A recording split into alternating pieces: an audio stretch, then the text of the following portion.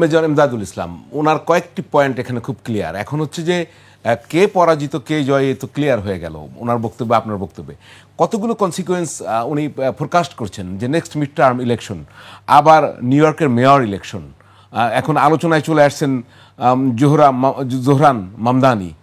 তাহলে এদিকে ইসরায়েলের যে নেতানিয়াহু তিনিও প্রচণ্ড চ্যালেঞ্জের মুখোমুখি হতে পারেন। বলা হচ্ছিল যে তিনি টিকে থাকার জন্যই হয়তোবা একটি অজুহাত তুলে এই আক্রমণটা করেছিলেন। আসলে কি হচ্ছে?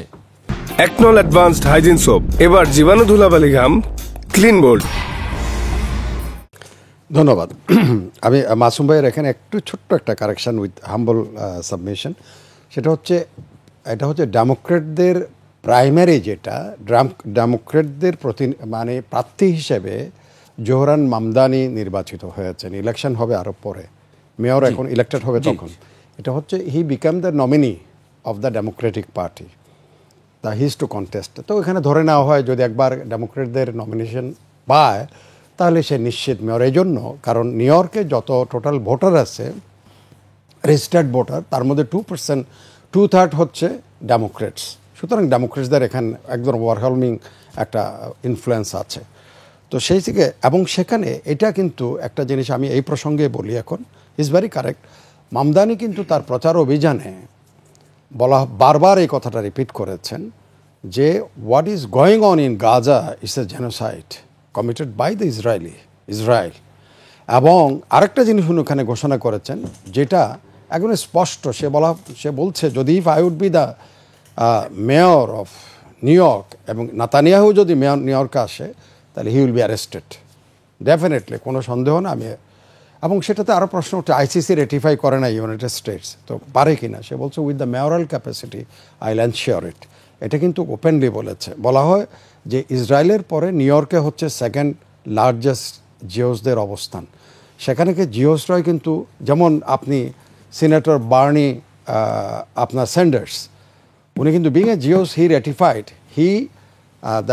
এই মামদানিকে সাপোর্ট দিয়েছে। কারণ মামদানি সেখানে বলা হচ্ছে যে আমেরিকান ভিতর থেকে আমেরিকান যে স্ট্রেংথ এটা ধ্বংস হয়ে যাচ্ছে এই সততার জন্য, এই যে যুদ্ধে জড়ানোর জন্য, অন্যায় যুদ্ধের মধ্যে জড়ানোর জন্য, ট্যাক্স পেয়ারদের পয়সা দিয়ে বিলিয়ন ডলার ইসরায়েলিকে দিয়ে মানুষ হত্যার জন্য, জেনোসাইডের জন্য, এগুলি মরাল ডিগনিটির জন্য চূড়ান্ত পর্যায়ে নিয়ে যাচ্ছে।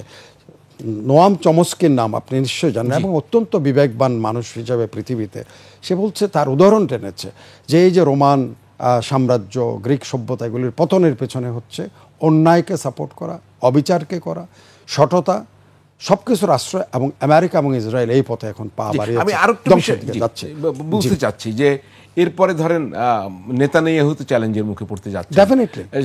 ট্রাম্প নিজেও কি চ্যালেঞ্জের মুখে কতটা? অবশ্যই, সারা বিশ্বে পড়েছে। আপনি প্যারিসে যে পরিমাণ মানুষের সমাবেশ প্রতিবাদ মিছিলে, আপনার লন্ডনে যে প্রতিবাদ মিছিল, ইভেন কলকাতায় যে প্রতিবাদ মিছিলের বিরুদ্ধে, আপনার সমগ্র বিশ্বে, আপনার জার্মানিতে, আপনি বার্লিনে যে পরিমাণ সমাবেশ হয়েছে মানুষের, তার মানে হচ্ছে কি, এবং আরব বিশ্বে যেখানে কাতারে, আপনি যে একটু আগে কাতারে যে মিসাইল মেরেছে আমেরিকান এয়ারবেসে, সেখানে কাতার প্রতিবাদ করেছে, কিন্তু কাতারে লক্ষ মানুষের সমাবেশ হয়েছে ইরানের পক্ষে। তার মানে হচ্ছে কি, পৃথিবীর যে বিশ্ব বিবেক যেটা আছে, মানুষের যে বিবেক আছে, সাধারণ আমেরিকার কথা বললামই, নিউ ইয়র্কে মিছিল হয়েছে, ওয়াশিংটনে মিছিল হয়েছে প্রতিবাদে। তো তার অর্থ কি, মানুষের যেটা সাধারণ মানুষের যেটা মনোভাব, তার সমর্থন, এটা পুরোপুরি চলে যাচ্ছে একটা দেশের বিরুদ্ধে, একটা সিস্টেমের বিরুদ্ধে, একটা অন্যায় যুদ্ধের বিরুদ্ধে। সেখানে আবার একই সাথে দেখা যাচ্ছে কি, আপনি আমেরিকাতে পক্ষে কোনো মিছিল আমরা দেখি নাই ট্রাম্পের পক্ষে বা ইসরায়েলের পক্ষে, কিন্তু আপনি তেহরানে দেখবেন আবার লক্ষ মানুষের সমাবেশ হয়েছে এদের পক্ষে। কার? ইরানিদের পক্ষে, ইরানি খামেনির পক্ষে, বা যেখানে তারা এই যে আপনি যদি শেষকৃত্য বা আপনার সেটাই বলছেন দেখেন, তাদের যে শেষ যাত্রা, তাদের যে বিদায়, তাদের জানাজার কথা বলেন, সেখানে লক্ষ মানুষের সমাবেশ হয়েছে। তার মানে হচ্ছে, আপনি আরেকটা জিনিস আছে, আমি আর এটা হয়তো আমরা মিস করে যাব, আজকে আন্তর্জাতিক যে অ্যাটমিক এনার্জি এজেন্সি, তার যে চেয়ারম্যান আছে, সে বলছে, আজকে ঘোষণা করছে, in a very short time Iran is going to start their enrichment, আজকে ঘোষণা। তার মানে আমেরিকান ইন্টেলিজেন্স যারা আছে ডিপার্টমেন্ট তারা যে অ্যাসেসমেন্ট, তারা প্যান্টাগন কিন্তু ইয়ে করে নাই, এটা বলেছে যে এখানেও আমরা একটা ভুল মধ্যখানে অনুবাদ বলে Nuclear. ফেলেছিলেন, এটা নট প্যান্টাগন। প্যান্টাগন তো পক্ষে প্যান্টাগন মেরে দিয়েছে করতেছে ডিফেন্স মিনিস্টার এবং ফরেন মানে minister, his masters voice. Yes. But এখানে এটা হচ্ছে ইন্টেলিজেন্স, যেটা সিআইএ বা এফবিআই, তাদের যে ন্যাশনাল ডাইরেক্টর অফ ইন্টেলিজেন্স আছে, তার হচ্ছে আপনার তুলসী গাবার্ট হচ্ছে তার বস। তাদের সম্মিলিত অ্যাসেসমেন্ট হচ্ছে অনলি 1 উইকস, বড় জোর 1 month you have damage for 1 month পিছিয়ে দিতে পেরেছ, কিন্তু এর মধ্যে কোনো ক্ষতিগ্রস্ত কিছুই হয় নাই। তো তাইলে সেটাকে আজকে আবার International Atomic Energy Association Agency যে আছে, তার চেয়ারম্যান বলতেছে they are going to start enrichment soon. জি রাইট। এবার চেয়ারম্যানকে তারা ঢুকতে দেবে না ইরান, এটাও কিন্তু না, এটা ইরান বলছে। ইরান আরো দুটো জিনিস করেছে, ইরান ইরান আরো দুটা জিনিস করেছে। একটা করেছে এনপিটি থেকে তারা বেরিয়ে যাবে, তাদের পার্লামেন্টে প্রস্তাব পাশ হয়েছে, যদি তারা বলছে এটা প্রতীকী।